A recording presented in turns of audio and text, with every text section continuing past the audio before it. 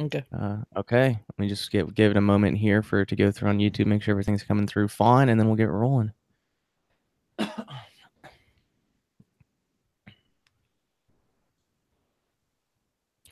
Okay. Yeah, we are good. We are good. And welcome to the first ever live episode of the Vonu Podcast, the podcast making you invulnerable to coercion. I'm Shane, and I'm Jason.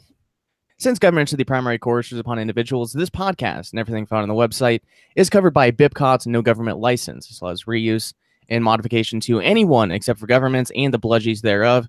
You can learn more at bipcot.org. So that means any bludgies that may be out there watching this this live Q&A episode, we're going to publicly shame you if we find out that you're watching. So be scared. Be very fearful. So Jason, how are things going, man? What's new? Oh, the weather is beautiful. The birds are chirping. It's bronchitis is gone. I am feeling fantastic. Really? Yes. Wow, that's great to hear. It's great to hear. So after a week of misery, like 12 days of misery, which shall be referred to from this point forward as the Dark Ages. Yeah. Yeah. I am happy and moving forward and feeling good. Awesome. Yeah, that's I'm glad you're finally over that. That's definitely great to hear. I'm going and silence my phone if you haven't already. That's bad live etiquette, by the way. But anyways, I just wanted to mention one thing before we get started. A couple days ago, and Jason and I talked about this, but had a listener reach out to us on the Vonu Podcast Facebook page. That's facebook.com/Vonu Podcast. His name is Michael, and he's been living the Vonu life for a long time. He mentioned that back in the 1970s, he was in the survivalist movement sort of thing. He has a retreat location. And he's been living in his van for a while. And towards the very end of one of his comments, he said, "Oh yeah, and Ray also recommended sailing, so we have a sailboat too that we split time in." And I was like, "Oh my god, this is my type of guy." So he splits time between a van and a sailboat. And just like this guy has been a Vonuan for a long time. Like he may actually be Ray. I'm kidding, but he doesn't seem like he's that far off age-wise. So I don't know. That was really inspirational to have him come on the Facebook page and tell us about his story and his security culture too. I asked him if he had a YouTube channel because I'd like to see a tour of his van, and he said no. I kind of stay under the radar. I said, I respect that. So he did have an interesting take on personal freedom, though. This is a memeable quote which Jason was kind enough to make for me. Michael said, quote, "Personal liberty is best found through self-awareness, self-actualization, and conflict avoidance. One determines what it is that they desire, and then they burn focus on doing it. It is a journey, not a destination," end quote. That is the essence of Vonu. Mm-hmm. Conflict avoidance, yes. A lot of times conflict, all conflict is coercion, right? It seems, at least to some extent. Or all conflict can lead to coercion, I guess would be a better way of putting that. So conflict avoidance, definitely a Vonuan notion. Self-actualization, self-awareness, yeah, that was just such an incredible quote, man. Just wasn't expecting it. He just dropped the bomb. Yeah, absolutely. It's very, very Vonu. As we discussed before, Vonu is in essence the search for freedom. It's not freedom in action because you're not truly free. There's still things out there that can coerce you and all that good stuff. But it is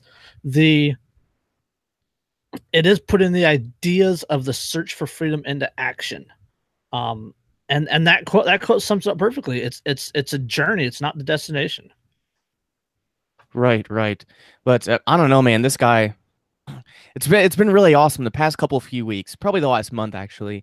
Watching all these van nomads come out of the woodwork and find the Vonu page and start, I guess, becoming familiar with the philosophy of Vonu too, because they're already living a Vonu life. So I think once they hear one episode and they hear it kind of described, it's like, okay, yeah, that's what I am. I got to go learn more about this.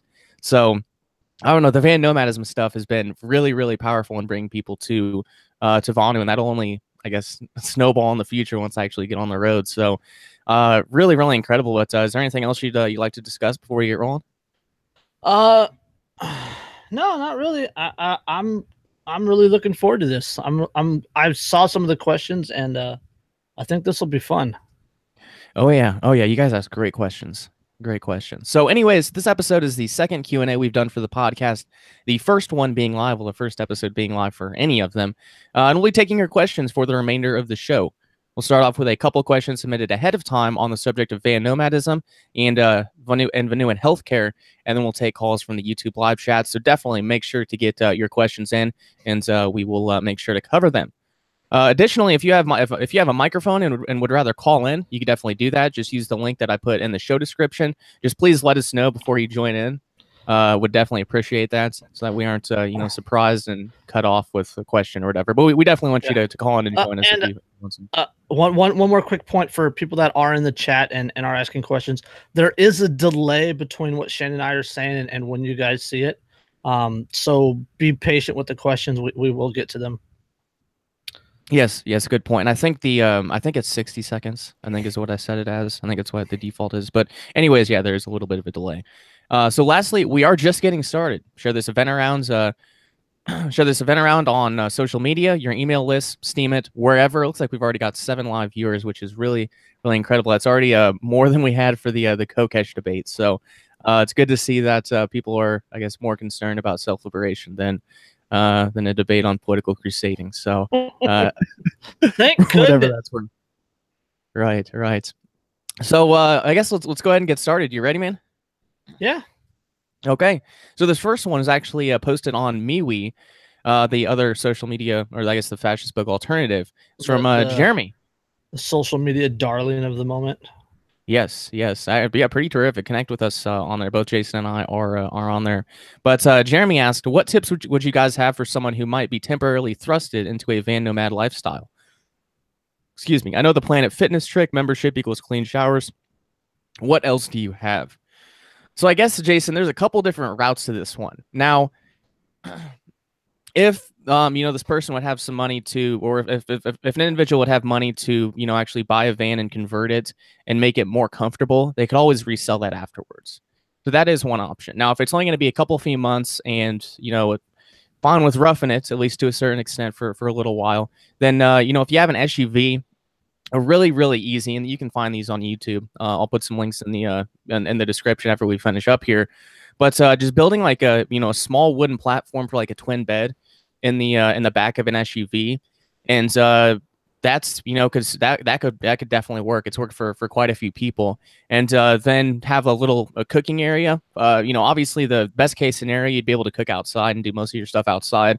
But if it's raining, then you'll have to I guess be relegated indoors. So having a small cooking area, like maybe a camp stove on top of a cooler or on top of a small table, I guess that'd kind of be my basic ideas for the setup. Again, if you want more comfort and you're looking to you might be able to make a little money off of the conversion if you do it right and do it cheaply. You can always buy a van, a minivan, or an actual like Chevy Express van. Do a basic conversion to it, live more comfortably than you would in just a smaller SUV, and have I guess a few more amenities. So I guess there are a couple different routes to take this, but that's kind of my initial thoughts, and we can talk about this a little more. But I'll turn it over to you, man. I know Jeremy. I know his situation, and it's it's not by choice really that he's doing this. It's really out of necessity at the moment, but. Ditto on everything you said, first off, and then my other piece of advice, just little tips and tricks. I know he's going to be in the car, which is a little Honda Santa Fe or whatever it is. It's a little SUV, with his dog. So okay, sleep with the windows cracked. Little things that like knowing the difference between your water bottle and your piss bottle. Because you're not going to climb out of the vehicle every time you got to take a piss. So wrap duct tape or something around the piss bottle, so when you grab it in the middle of the night, it's your piss bottle. Sounds gross, but that's actually really smart advice. It's learned from experience. Let's just leave it at that.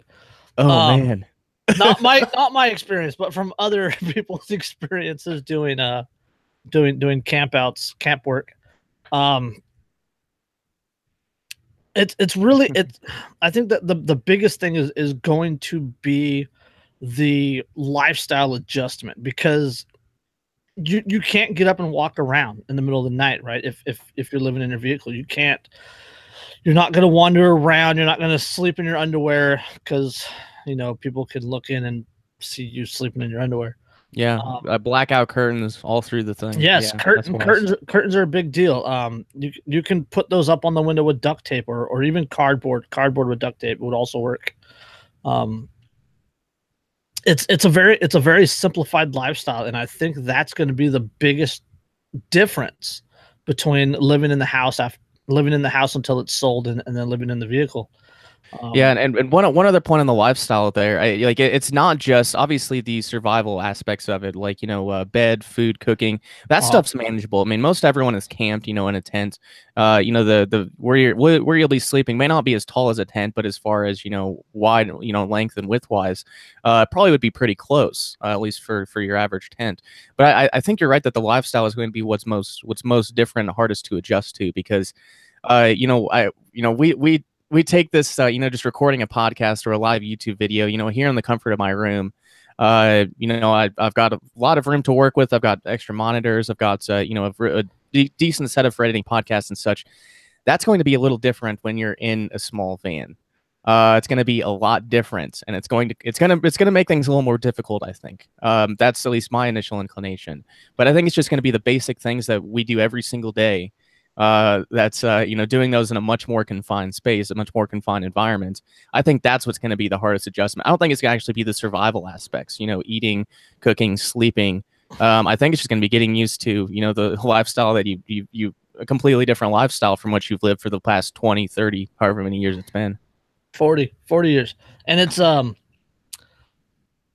there's no real transition time, so you can't really adjust your lifestyle now to have that transition be less when you actually go into the vehicle.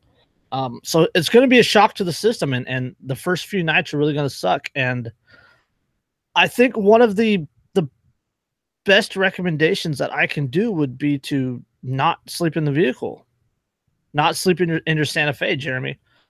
Go to a campground. You're on Long Island. I'm sure there's places to camp. Get a cheap Walmart tent and a good sleeping bag. That's all that you really need. And then that'll have you a little more freedom. You've been to MLPF. I know that you have camping gear. So, I mean, you can go to a campground and stay there instead of actually sleeping in the vehicle. Yeah, that's possible, and if it overlaps with the warmer weather, that would definitely make that easier. Definitely feel a lot less confined. I would say. Yeah, so I guess other advice for someone being temporarily thrust into this position. Yeah, you mentioned Jeremy mentioned the gym membership for cheap showers, and also another side benefit of that is if it's raining for like 3 days, going and working out will be a major saving grace. If you can get out of the van and go do something. Beyond that, I don't know. I'd say if there's a chance that you'll be thrusted into this lifestyle, I would say take I went on one of my van life practice runs out to Findlay, Illinois. I slept in my car. I'd recommend taking a couple, just a few of those beforehand, so that it's not so you're a little more used to it. You understand, like with my practice run, I realized that if I was going to sleep in my car, I need to be able to stretch out when I sleep. Like, I found that out from one time. So if you go a couple times, you'll figure out exactly how you'll be able to manage, rather than just getting thrusted into it and just taking the dive and seeing what happens. So anything else on that one? Simplify your diet, because you're not going to be able to necessarily cook big meals. You're not going to be able to cook fancy. I know you're not a big fast food fan, so simplify your diet. Grains, rice, anything that you can cook in a single pot over a single burner is highly recommended. You're not going to be able to bake or broil or anything like that. So yeah. Wise advice. Yeah, I don't really have anything else. I think that's instant coffee. Jeremy is a coffee drink. Instant coffee. Invest in instant coffee, and that will help out. Yes.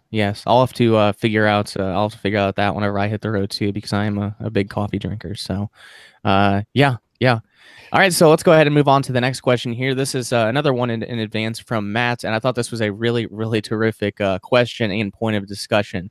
And it's something I thought about. It's something that Rayo mentioned whenever in one of his Vonu week, I guess, advertisements in one of those Vonu publications. But kind of the healthcare and kind of that risk of injury sort of thing. So let's hear what Matt has to say. He said, quote, "Not van related, but I'd love to hear more perspective on healthcare for Vonuans. You mentioned your personal health condition and a potential solution for diabetic supplies from Mexico. I'll stop there. Yes, that was one of my major obstacles for van nomadism, was getting diabetes supplies without health insurance. It's really freaking expensive here. Even with here in so-called America, even with health insurance, super expensive. So yes, in Algodones, Mexico, it's a big medical tourism spot, and you can get there are other van nomad diabetic van nomads out there. Found some of them on these in these van dwelling groups on Fascist Book. But so yeah, they go to Algodones, Mexico to get their diabetes supplies. Now, also with Algodones, it's medical tourism. So there's like 25 dentist offices on one street. I think is how the guy from Cheap RV Living said. And I mean, you can get any medical procedure you want done there. And obviously, there's this stigma about Mexico that's you don't want to go to a doctor in Mexico, but this is like it's basically America, basically America. Like it's right on the other side of the border of like Arizona. Like it's right there. It's a pretty famous area. There's an article in Time magazine several months ago about it. I think businessinsider.com did a piece on it. And there is a legitimate dental tourism in the United States where people actually take vacations to this part of Mexico to get dental procedures and medical procedures done because it is cheaper than you can find in the United States. Yes, exactly. So, and there are, and it's not all like Mexican doctors, okay, you guys. There is like American trained medical professionals doing this. It's basically Americanized. I mean, they speak English there. Yes. Yeah. So yeah, that was, I guess, my situation, my solution for it. So here's what Matt has to say in regards to the rest of this. He says, "What about standard medical care? Do Vonuans go to the doctor? What happens if you break your leg while we're wilderness Vonuing? Maybe that is an irrational fear of mine. I'm not poking holes in the philosophy, just honestly curious about medical treatment, especially as we age. My wife and I recently contracted the services of a concierge family practice doctor. I find this strategy aligns with my strategy of limiting my vulnerability to coercion in the state of servile healthcare industry, but it sure isn't cheap. $1,650 annually per person to have a doctor on call for just about any ailment." I'd like to hear our thoughts on the subject. So I guess we'll take this one at a time here. What about standard medical care? Do Vonuans go to the doctor? Now, I guess it just depends upon the individual. There are quite a few older van nomads out there. Do they go to the doctor? I'm sure there's I'm sure they go to. I'm sure some of them go to the doctor. I'm sure they do. Standard medical care. I'm not. Yeah, I really don't know. I know there are alternatives to. I guess the Servile Society 9-to-5 health and benefits packages. There are things like health cost sharing. Actually, one of the van nomad couples that I watch on YouTube every once in a while, they recommended something called the Health Share Lady, and I think they said they paid a couple $100 a month per person or something. I think not 100% sure on those numbers, but there is like the health cost sharing, that sort of thing. Those are possibilities. I know that some van nomads will, they'll take 2 trips to Mexico a year and they'll get all of their medical stuff done at that time. So yeah, I guess what happens if you break your leg while wilderness Vonuing? That'd be a bad deal. That'd be a really bad deal. It's a really, really bad deal. And there's a couple different ways we could take this question. I mean, we can go into the whole aspect of self-rescue and that situation and doing wilderness medicine and making a splint and getting yourself out of there, or to the basics of having a ham radio like a Baofeng UV5R, which is about $35 on Amazon right now, and to facilitate rescue that way, or your cell phone. There's a lot of ways if it were to happen, like to physically happen, you could physically rescue yourself. But on the health insurance side of that, I did a little bit of quick research before the show, and as we talked about the last show, yourbestaddress.com. Yep. That's a way to facilitate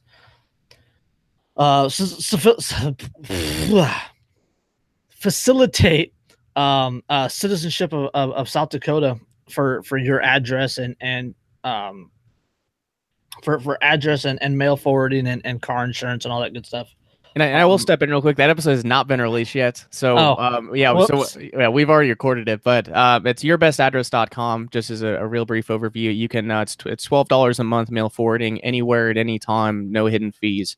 You can get residence in South Dakota in 24 hours. You just have to go stay one night there and show a receipt for, an RV park, hotel, Airbnb, or whatever.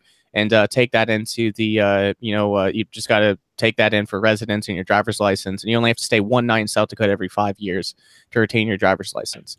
And there are a bunch of legal interstices, legal benefits for residency in South Dakota, because they must be hurting for money. They must really be hurting for money. Yeah. But anyways, yeah, go ahead, Jason. Yeah. So I played Leapfrog on that one. But I looked it up, and if you were to do this and you could be a legal resident of the state of South Dakota, health insurance is about middle of the pack. It's like 31 of 50.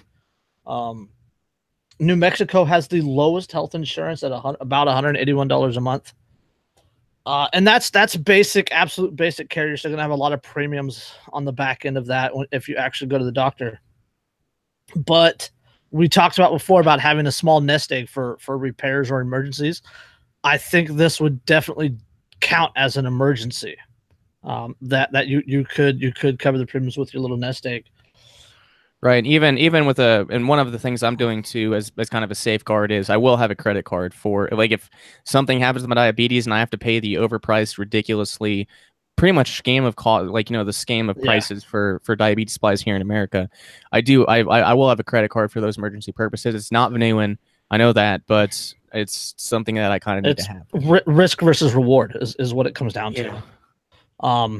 And that's what the health insurance thing comes down to. It really is risk versus reward.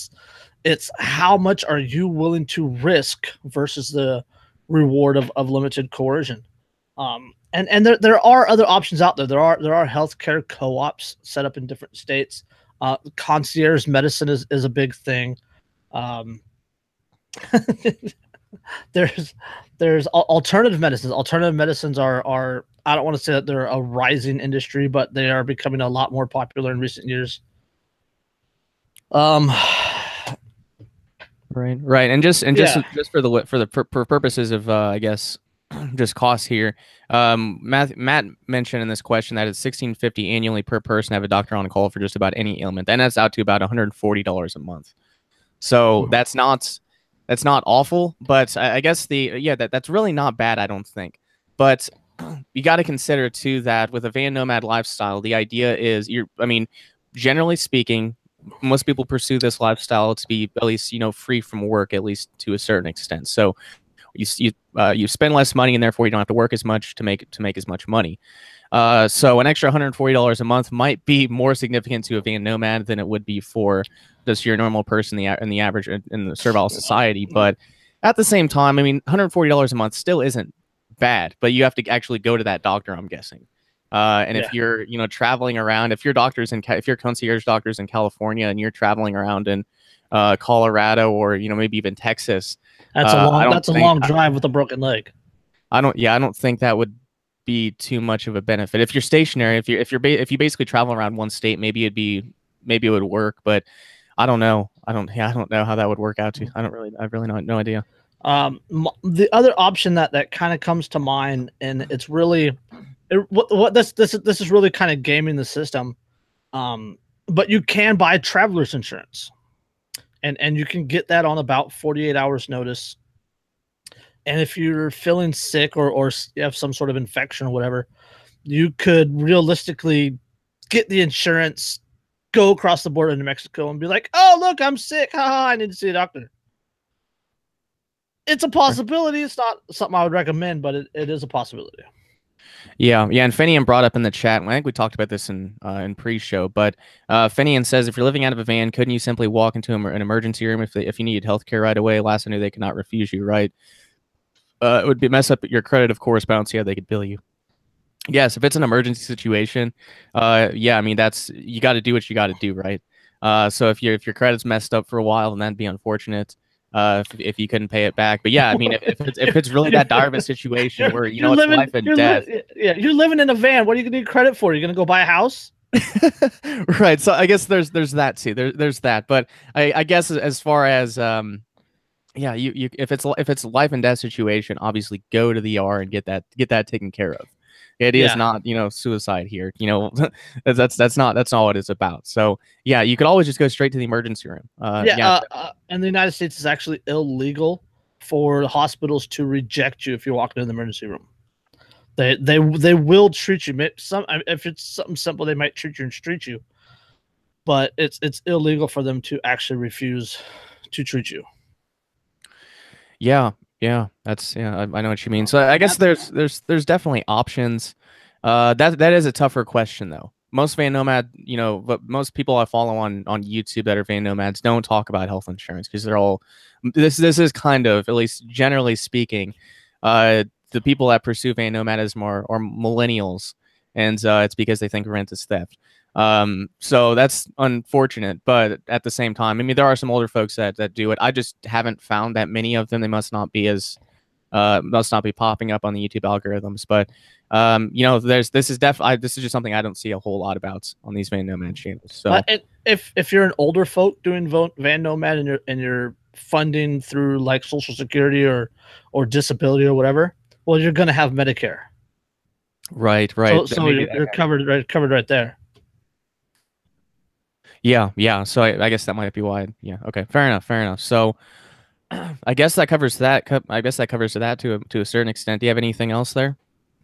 No, I think we pretty much covered it. I mean, we could go into the whole wilderness Vonu aspect of that and self-rescue and all that, but I think that's for another time. Yeah, I agree. We should probably talk about that. Maybe in the survivalism mini-series in season 3. Yeah, but that does kind of bring in an interesting angle, right? If you're wilderness canoeing and I don't know, a bear bites your arm off, I mean, what do you do? It's tough, but the idea of Vonu is self-sufficiency, at least to a certain extent, personal responsibility, and independence from the servile society. So I think for Rayo specifically, I'm sure that's made it more appealing to him, knowing that it was all in his hands. But yeah, it does bring up some interesting possibilities. There is a philosophical standpoint that I want to make right here. It's I've heard this before, and it's the absence of self-reliance in today's modern society. The absence of self-reliance makes us less careful, right? I mean, if people do 90 miles an hour in cars that they know are safe with airbags and impact deflectors and all this other stuff, so they do 90 miles an hour. If there were no airbags and no impact deflectors and all this other stuff, they wouldn't do 90 miles an hour because they would be worried about their own safety. So in a wilderness Vonu situation, you're not necessarily going to take the risks that you would if you were still like servile society, but you were camping, because you don't have that assurance of the modern safety features and the safety nets that are in place. Right. Yeah, I agree. I definitely agree. And Camp had one thing Camp mentioned one thing. Camp 002 in the live chat. He says there are doctors you can see through live streaming for simple things. I don't remember the service name. Yeah, that is true for minor things, or for, I guess, things that are not time sensitive. Yeah, there are those options out there. I think the current health plan I have through my 9-to-5 state of servile society employer, I do have a service like that, and I know those are out there without the normal, I guess, health insurance packages. So yeah, that is an option. That is an option for things that aren't life threatening. So let's go ahead and move forward here to the next question. This one's from Shane. He says, "How did Konkin first discover Vonu?" Thought it was a good question. I guess I'll go ahead and say first off that we don't know 100%. I can't call Konkin on the phone and ask him. Unfortunately, he passed away in the 2000s at some point. But if I had to guess, it was Rayo's articles on Libertarian Connection. That was the largest publication, as far as I know, Vonu or Libertarian publication back in the 1970s through whenever it ended. And I found one archived copy of Libertarian Connection, and one of Rayo's articles was like 2 below one of Walter Block's. So Rayo's name was, with these. It was right alongside these I guess larger folks in the libertarian community. So how did Konkin find out about Rayo? Had to have been through Libertarian Connection, because Konkin did say in some of the articles he wrote for Southern Libertarian Review that he had never met Rayo, he didn't know him personally. So it had to have been through Libertarian Connection. Now we found out about Vonu and Rayo and kind of the philosophy and the action behind it. So not a really long answer there. I like the question, but yeah, we don't know 100%, unfortunately. Had to be through Libertarian Connection as far as I'm concerned. Jason, anything there? No, I agree completely. I know that their Rail was part of the that Southern California anarchist circle that was around there. Right. So I don't want to say I want to bet money on it, but I would assume that they had some sort of interconnection at one point or another, either through a dinner party or some sort of meeting or things like that. I don't think so though, honestly, man. Because so Rayo was in Southern California in the '60s, and Konkin wasn't until the '70s and the '80s. So by the time Konkin would have gotten to California, by the time Konkin would have gotten notoriety, Rayo went back and forth. Yeah, fair enough. Yeah, I guess that's possible. Yeah. Don't really know, but yeah, I think that's fair. That's fair. Yep. Invent the time machine. We'll go ask him. Yes. Yeah, that'd be pretty awesome. All right, so this next question, Jacob asks, I'm trying to take steps towards financial independence and early retirement, but I'm having problems spending too much and saving too little. Oh, I know that game. I've never really saved money before, so I could use some help. What do you recommend for someone just starting out? I love this question. One of the best first steps is financial independence and or a location independent job that will set you off on a good direction for any Vonu lifestyle you choose. So, great decision on beginning your pursuit of financial independence. Yeah, it's difficult. Right? For I guess the first 8 or 9 years of me having jobs, I spent all my money. Spend happy. Yeah, spend all of it. So by that, whenever I got around to even a few years ago, like when I interviewed Jake DeSillis, actually that would have been 2 years ago, when I interviewed Jake DeSillis on financial independence on Liberty Under Attack Radio as part of the Direct Action series, what he was presenting to me was so foreign because I still hadn't really saved money at that point. So it's not easy to do, especially if it's been X number of years of just not saving, right? So I guess the first thing I'd recommend, and this is what I did, I started this probably last January of 2017. I sat down and put together a budget. Frugality budget is what I called it, and this is probably overboard, but I would take out my everything I wouldn't need to pay bills. I would take all that out and cash it.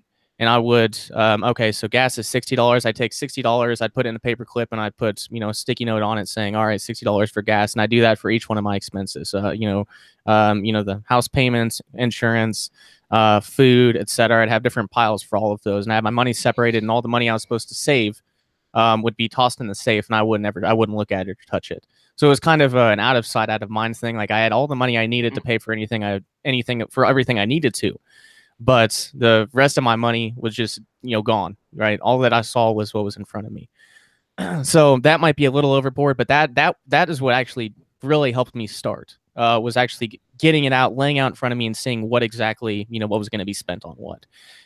So the saving part is definitely difficult, but I don't know if that would work for you, Jacob. But that's what I did, and it's I don't do it anymore. But it helped me get in the right mindset for saving, and it really showed me how much I could save if I lived frugally. So beyond that, for pursuing the rest of financial independence, so you're doing the intensive saving thing, or you're going to be doing, I hope. That's good. That's a good start. I guess beyond that, I guess it just kind of depends upon, your current employment and what route you're going into for investing, because the idea with financial independence is to intensively save and toss into investments, and then there's a crossover point where the investment dividends pay for all your expenses, and that's the point where a job becomes optional. So I mean, if you're just starting out, that's not going to be for a while, so we don't have to cover that too much in depth here, but I'd just say intensively save. If you're in debt at all, get that paid off, get that taken care of. And just really live frugally, live minimally, And all of those things will really severely help you or drastically help you in whatever you decide to do in the future, as a Vonuan. So what do you have, Jason? I a couple years ago, I had an issue with spending a lot of money. I do live paycheck to paycheck for the most part, and I was blowing through it pretty quick, and then suffering for the rest of the pay period. And what I did is I saved all my receipts for a given month, and actually sat down and wrote out numerically everything that I spent on different things, like everything I spent on food and bills, et cetera, et cetera. And I realized how much I was really spending on things that I, number one, didn't need, and number two, that I could totally do without. And I immediately across the board, I cut like 10%. Like I started to budget, like everything that I'd spent, I cut 10% from it, and I said that's all that I can spend. That's all that I can spend next month on this given thing. And then the month after that, I cut another 10%. So now I'm down 80% from my original what I was spending, and I didn't really notice much of a difference in what I was doing. There were small things that were different, but I didn't really miss the things that I was going without. And I think that's a very eye-opening step that people can do, because it shows them just how much waste that they're buying that they don't need. Like, I don't need fast food. I quit drinking soda. I quit smoking. I haven't had an alcohol in 9 months. So I've saved a lot of money just cutting those 3 things. Yeah, and Finian said in the chat, main thing I tell people to look at are their expenses. A lot of times they have a lot of completely unnecessary ones, Starbucks each day, eating out, etc. Yeah, I'd say that's definitely got to be the first step. That's where when I looked at my expenses, even when I just got this job, 4 or 5 months ago, for the first month, I was hemorrhaging money, and where it was going to those things. So yeah, I think that's a really good first step, and it just shows you how much of what you purchase you don't really need. And I guess another thing I'd mention too is I think, and I still deal with this sometimes. I still deal with this occasionally. I'll make a splurge purchase on like some sort of an anarchist shirt or something. But yeah, basically, I lost my train of thought. Splurge purpose. Oh yeah. Oh yeah, that's where I was going. So there's still kind of that, like I was raised in the Survival Society I'm still in it, unfortunately, but I kind of had that Survival Society mindset for the first 23 or 24 years of my life. So it's really hard to kind of escape that the consumerism of it too. So if you can minimize the amount of advertisements you're exposed to, I think that could help too. It's kind of like some people have an addiction to the news cycle, so they have to avoid the news cycle to improve the quality of their lives.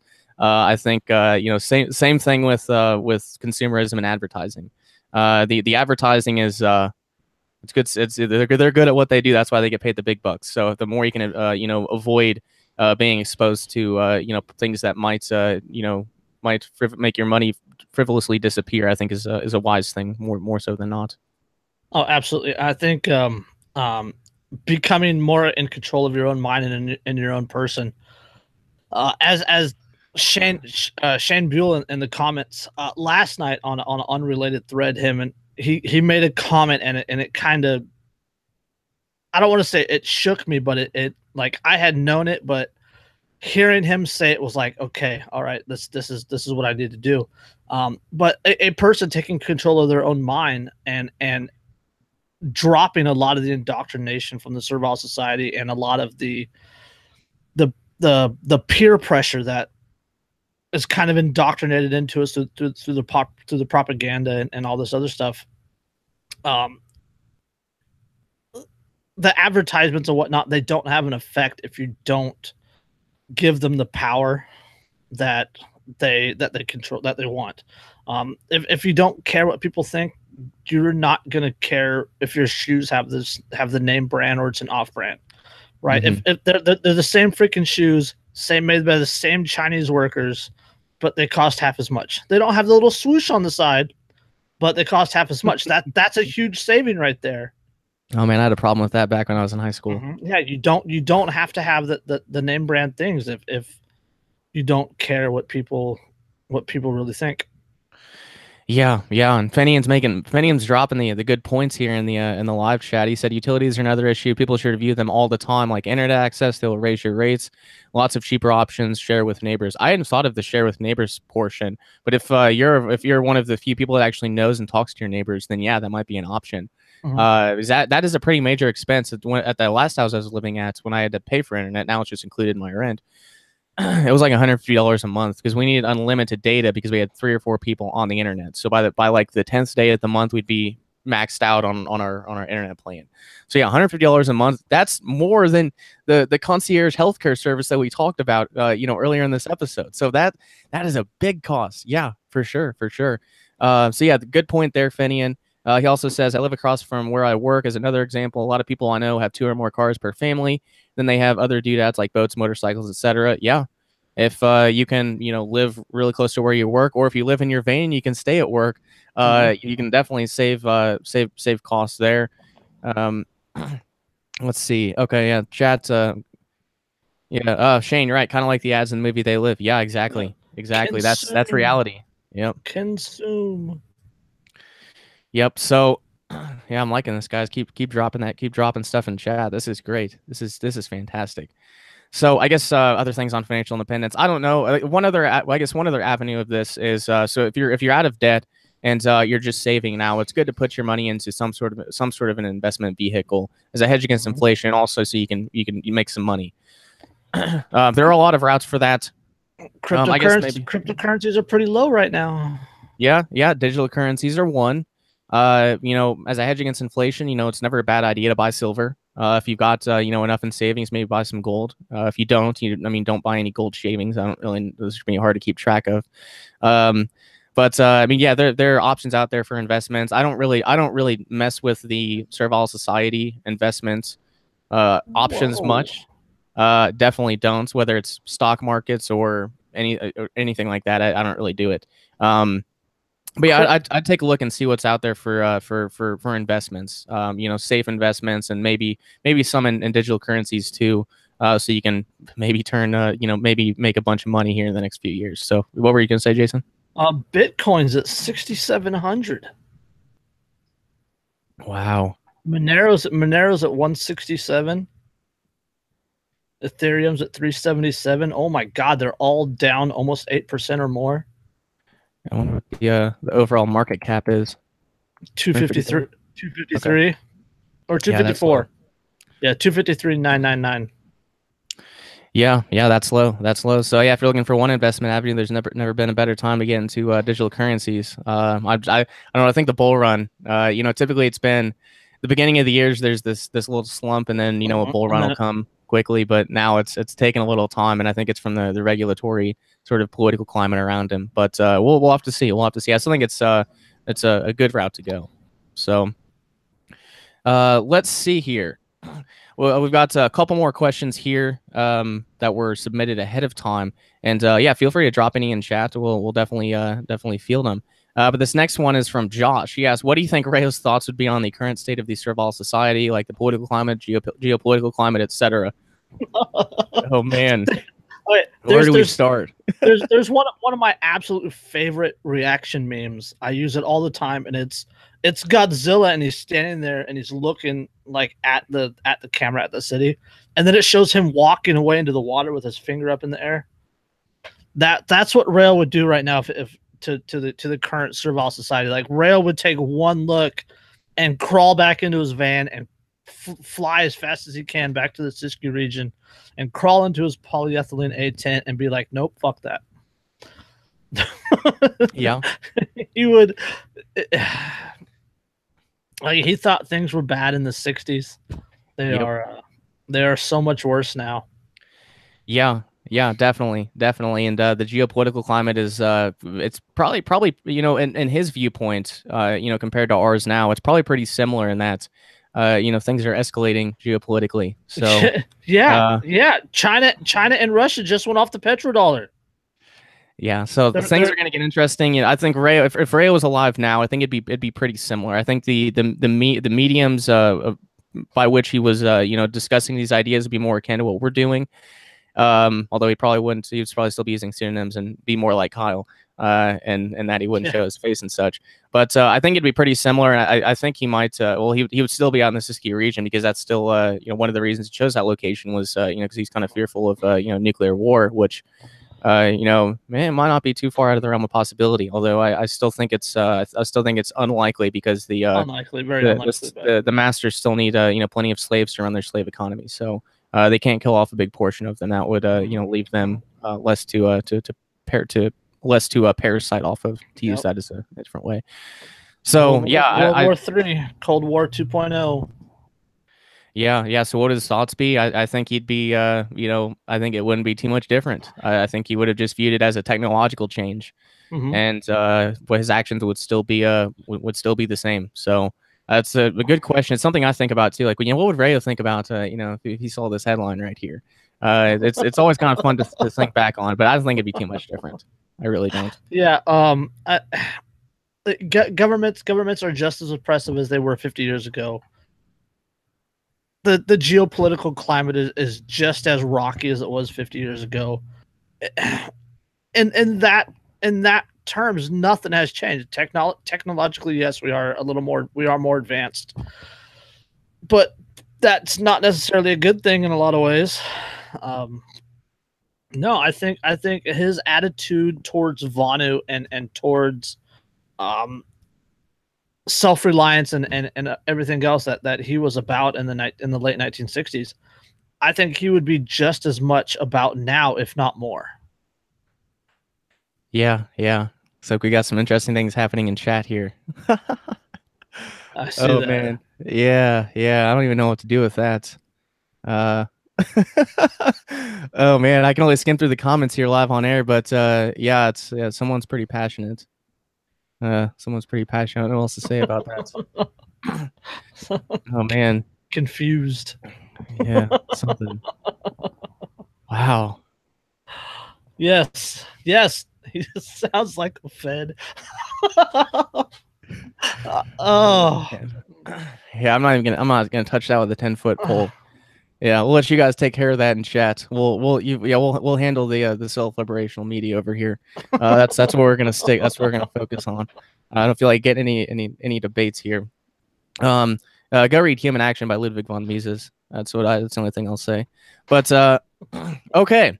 So we've got one more question here, and then we'll look back at chat and see if there's anything else. So Michael asked, what one piece of advice would you give to someone in preparation for transitioning into a Vonu lifestyle? And I think we've covered at least a few of these so far in this episode. The one that I always say, and I think it's the most important, is something I wish I would have done a couple years ago, because by the time I made my decision on what I'm going to do, if I would have already started doing this 2 years ago, I could already be in my van. So as I said, pursue financial independence, intensively save, live frugally, live minimally. And that's all just financial independence, essentially. Just, pursue financial independence and make your job, or find a job that's location independent. If it's freelancing, if it's, lifestyle business online, if it's, whatever it is, those two things will drastically, once you decide what you want to do, it's game over at that point. You've already pursued financial independence, and you're good to go. You've got the capital investment necessary to buy a van and convert it, and you probably have 5 or 10 years saved up worth of money or whatever. So those are the two things that I'd recommend most passionately. Now, I guess as far as specifically, it depend upon what Vonu lifestyle you're going to be pursuing. If you're pursuing van nomadism, that's going to take different preparation than minimal sailboating. Van nomadism is going to be different preparations than perpetual traveling, right? So it just depends upon specifically what you're trying to do. But I think those first two things I mentioned, financial independence and location independent work, would be the two greatest things to start doing now.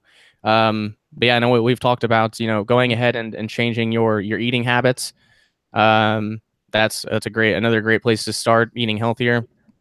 And I don't really know what else. I think it comes down to everything that you said starts with a simplified lifestyle, right? We live very complicated lives in today's current survival society.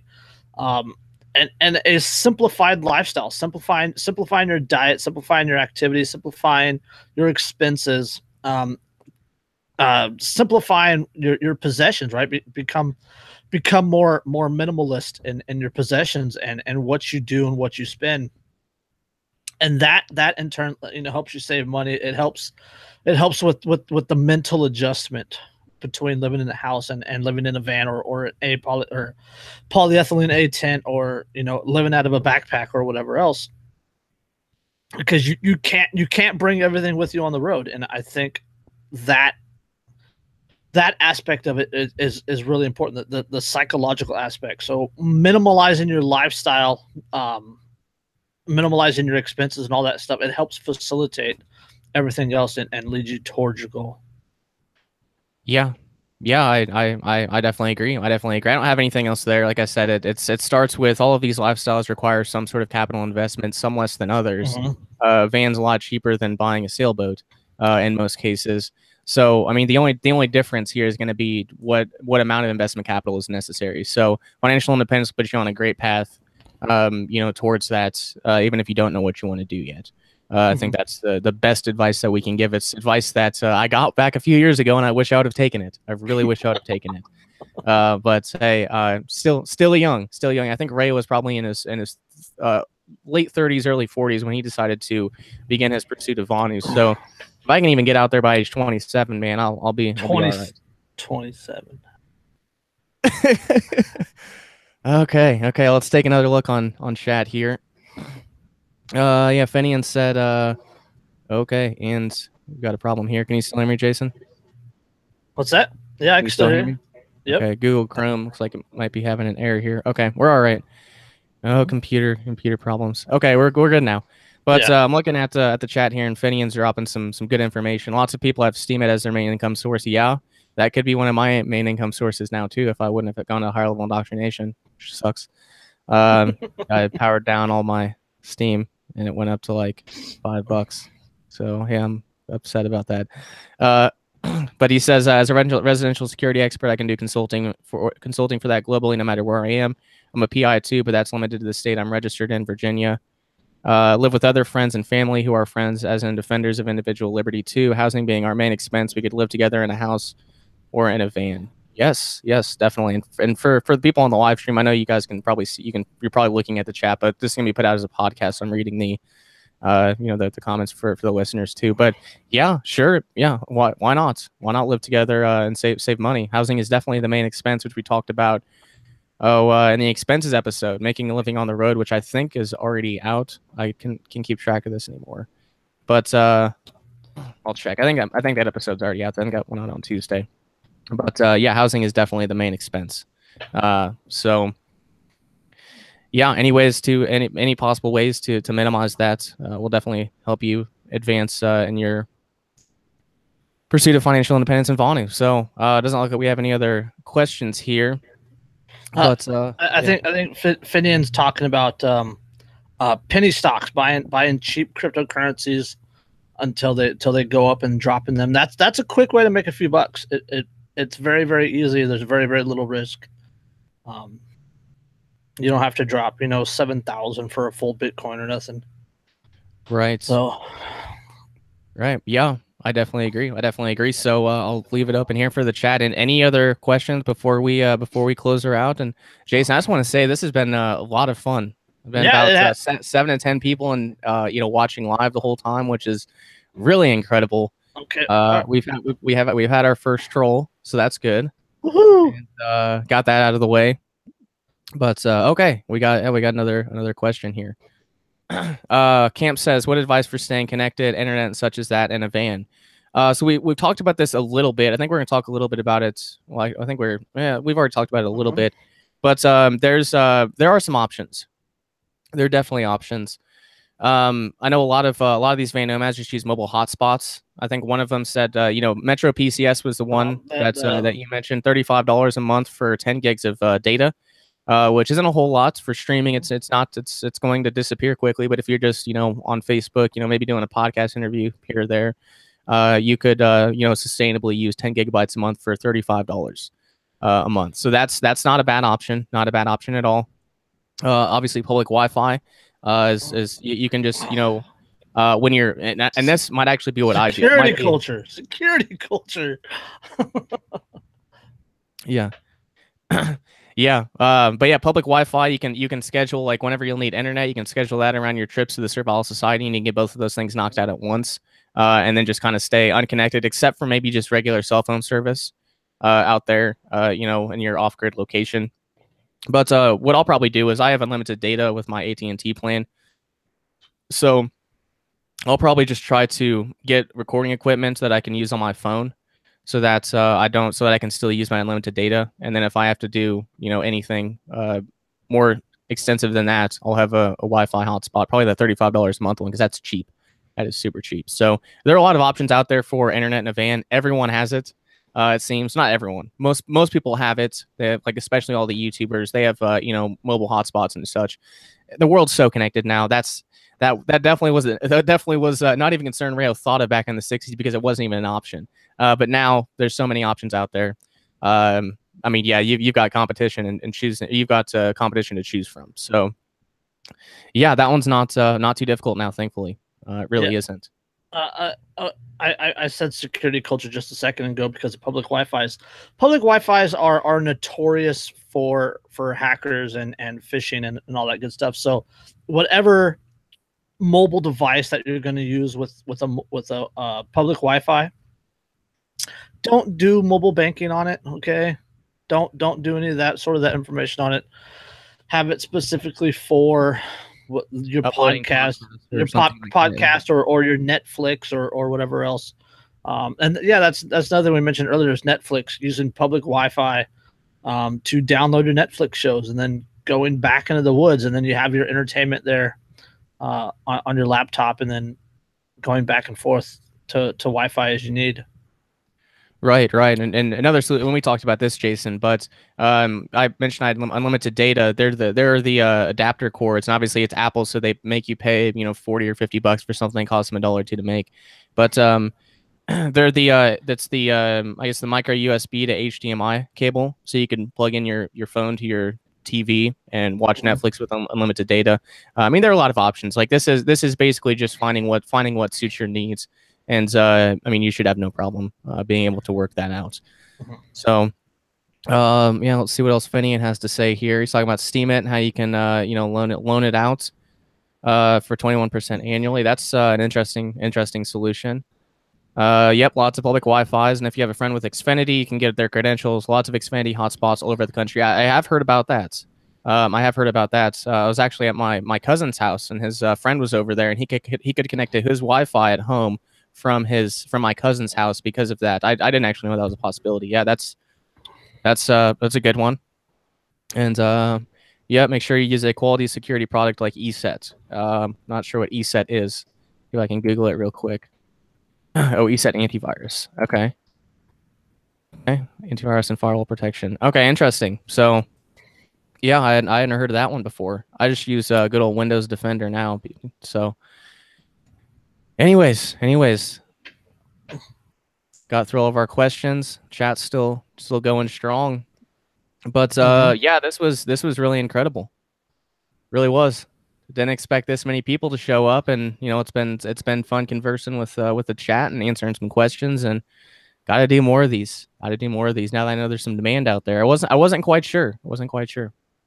Yeah, got some really good questions, and like when I do my podcast, it's never this active. So this is fun. This is really fun. It's more than just you and I going back and forth. It's I love the input. Thank you, Fenny, and you've really helped us out on this one.